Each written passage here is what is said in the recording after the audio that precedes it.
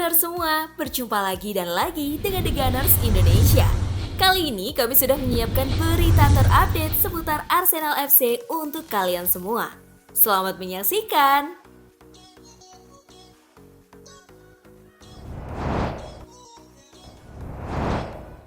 Raheem Sterling pakai nomor punggung 30 di Arsenal. Sterling sebelumnya mengenakan nomor punggung 7 di Chelsea, nomor yang juga ia pakai selama di Manchester City. Namun, nomor tersebut sudah menjadi milik Bukayo Saka di Arsenal. Oleh karena itu, Sterling akan mengenakan nomor 30 untuk musim ini. Ia pun langsung menjadi pemain dengan nama besar pertama yang mengenakan nomor tersebut di Emirates Stadium yang sebelumnya tidak memiliki sejarah yang mencolok. Pemegang nomor 30 terakhir di Arsenal adalah kiper asal Amerika Serikat Matt Turner. Ia menjadi pilihan kedua Arteta selama satu musim sebelum pindah ke Nottingham Forest. Sebelumnya, Eddie Nketiah mengenakan nomor 30 selama 3 musim sebelum berpindah ke nomor ikonik 14. Beberapa pemain lain yang gagal mencapai potensi maksimal di London Utara juga pernah mengenakan nomor tersebut.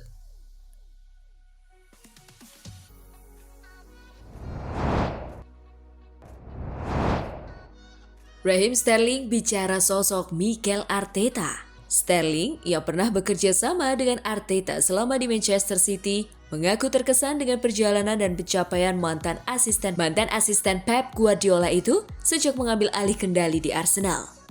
Dia orang yang hebat, orang yang berkarakter hebat, kata Raheem Sterling tentang bos barunya Mikel Arteta. Saya telah mengamati perjalanannya karena saya pernah menghabiskan waktu bersamanya di Manchester City dan melihatnya datang ke sini dan meninggalkan jejaknya di klub sepak bola yang luar biasa ini dengan sejarah yang luar biasa juga. Itu menunjukkan banyak hal tentang dia dan pekerjaan hebat yang dia lakukan di sini. Sterling juga menyoroti betapa solidnya kebersamaan tim Arsenal di bawah arahan Arteta. Ia terinspirasi oleh perjalanan yang telah ditempuh oleh para pemain The Gunners dan rasa haus akan kemenangan yang ditanamkan oleh Arteta.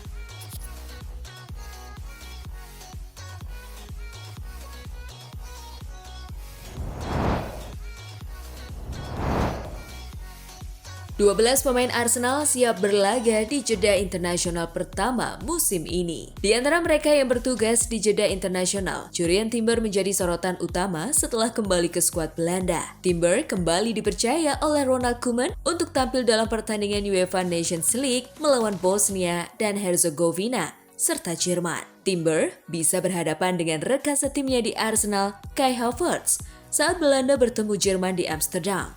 Havertz sendiri akan memulai turnamennya bersama Jerman dengan laga pembuka melawan Hungaria di Düsseldorf.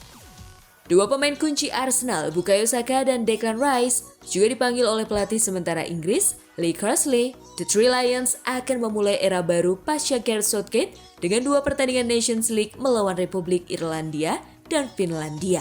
David Raya juga diharapkan untuk tampil bersama Spanyol setelah masuk dalam skuad juara Euro 2024 untuk menghadapi Serbia dan Swiss.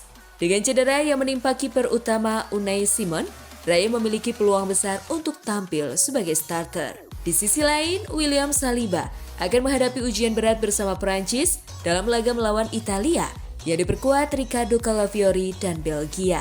Kapten Arsenal Martin Odegaard juga akan menjalani tugas internasional bersama Norwegia saat mereka berhadapan dengan Kazakhstan dan Austria. Sementara itu, Jakub Kiwior akan memperkuat Polandia dalam pertandingan melawan Skotlandia dan Kroasia. Alexander Zinchenko yang terus menjadi andalan Ukraina akan memimpin timnya melawan Albania dan Republik Ceko. Tidak hanya di Eropa, wakil Arsenal juga akan beraksi di benua lain. Gabriel Magalhaes kembali dipanggil oleh Brasil untuk melanjutkan perjuangan mereka di kualifikasi Piala Dunia 2026. Di Afrika, Thomas Partey akan memimpin Ghana dalam kualifikasi Piala Afrika 2025. Dijadwalkan menghadapi Angola dan Niger.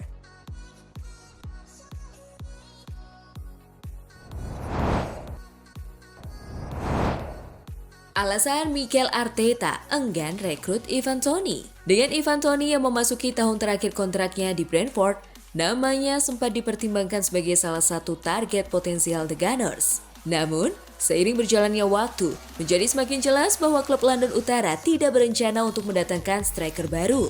dan dana transfer musim panas akhirnya dialokasikan untuk memperkuat posisi lain. Menurut laporan dari The Independent, Mikel Arteta memutuskan untuk tidak melanjutkan minat pada Toney karena merasa bahwa pemain asal Inggris tersebut tidak akan cocok dengan dinamika tim yang telah dibangunnya. Arteta sangat menekankan pentingnya mentalitas tim dan kerjasama dalam mencapai ambisi gelar mereka. Dan dia tidak yakin bahwa Toney akan sejalan dengan visi tersebut.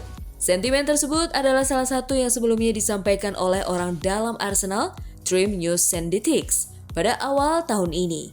Dalam wawancaranya dengan Charles Watts pada Juni, dia menyatakan bahwa hierarki klub juga memiliki pandangan yang sama terhadap Toney. Mereka tidak menyukainya, mereka bertemu dengannya dan tidak menyukainya, katanya.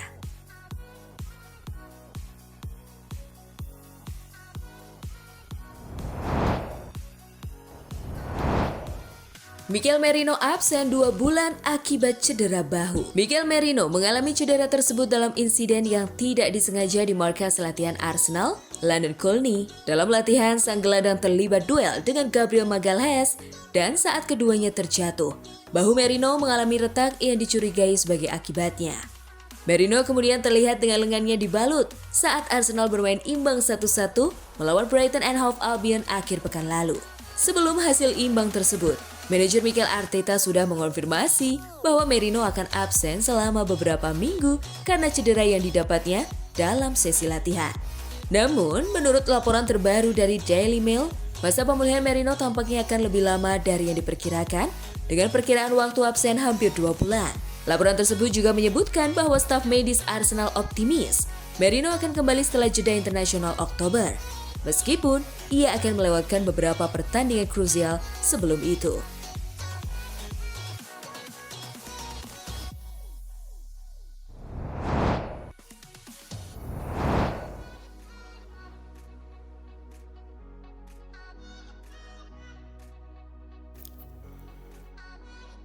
Nah, itulah tadi kumpulan berita menarik dan terupdate seputar Arsenal FC. Simak terus ya berita terupdate lainnya dari The Gunners Indonesia. See you!